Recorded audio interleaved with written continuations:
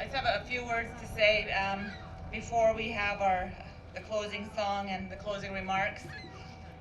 And again, I have to thank you for the honor of being here. And I heard how it was going over the last few days, and it was just so phenomenal. What was underlying, though, was that the sense of it was as sad as it was, that there was still a sense of happiness here. And that even the weather, it was like us. The weather rained a little bit, it was a bit sunny. That was just like us. Sometimes we're crying, and sometimes we're laughing. The feeling here is very, very strong. The one thing about us as Indigenous people is that we're so connected and close to the environment that we are the wind, we are the rain, we are the snow, and we are all sunshine. And that sunshine, as we stand on this hallowed ground, this sacred ground, gives us hope. And that's what we all share together, is that hope. We get the power from the earth, we get the power from the environment. It's the reason that why we are here in this place, why we have to wipe the tears, all the atrocities that have happened with residential school and colonization, wasn't by chance. It was because of the doctrine of discovery, terra nullius. It was about wealth. It's about the colonizers coming to say that terra nullius, that it's no man's land, that savages weren't people. If we weren't people, we couldn't own the land, that we didn't have our own governance, that we didn't have heart, that we didn't hurt, so they could do whatever they wanted. That was why residential school was created. In 1844, John A. Macdonald, the so-called founder of Canada,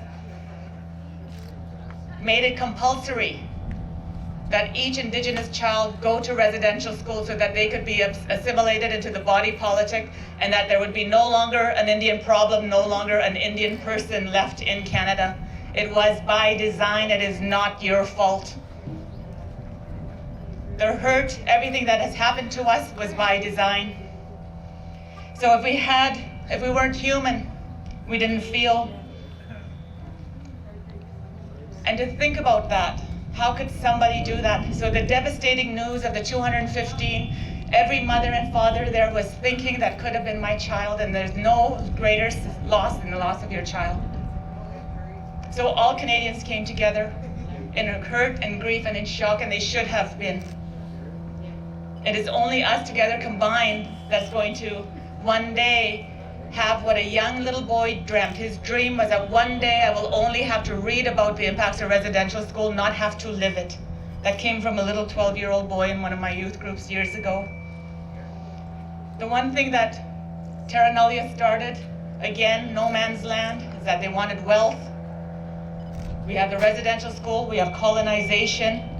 The reason behind the Holocaust of the residential school system was simple greed. And we suffered. But what they didn't count on was that we still have heart, that we still have our culture, that we still have our language. They may have weakened us, but they never, ever broke us. And the reason that we're not broken, and the reason that will always stand here, is because we are the wind, we are the rain, we are the sun, we are the storm. The reason we are still here is because we are Yinkadene. We are the earth, and we will be here forever. We will be here on and on. So remember that. I want to thank each and every one of you survivors. I cannot thank you enough for being here.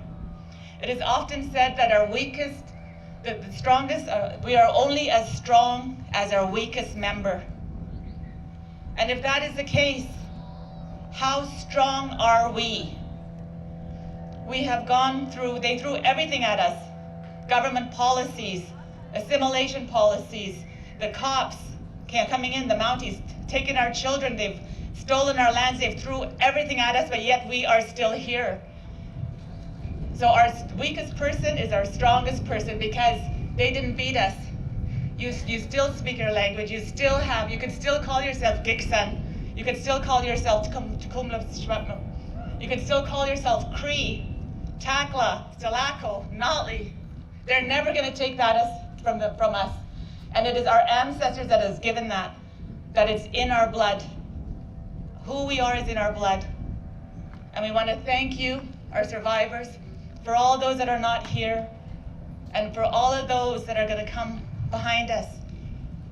We are forever, ever, as Kulpi Christian said, we will have that in our DNA, we'll have that in our blood, and we will pass that on. I often say this, imagine this time we're in, as sad as it is, we're on a precipice of great positive change, and we have to. Because when we change, we become stronger. When we heal ourselves, we become stronger, and we've won. When we're able to take care of our own children, we become stronger, and we have won. They didn't beat us. When we hold each other up like this, we have won. They didn't beat us.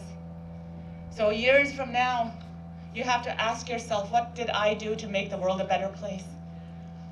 We are the ancestors that those not yet born will speak of. It's up to each and every one of us to make sure that what they are saying is good and strong. I want to thank you again for this honor, and I want to make sure that you never ever forget that we are Yinkadene, we are the earth.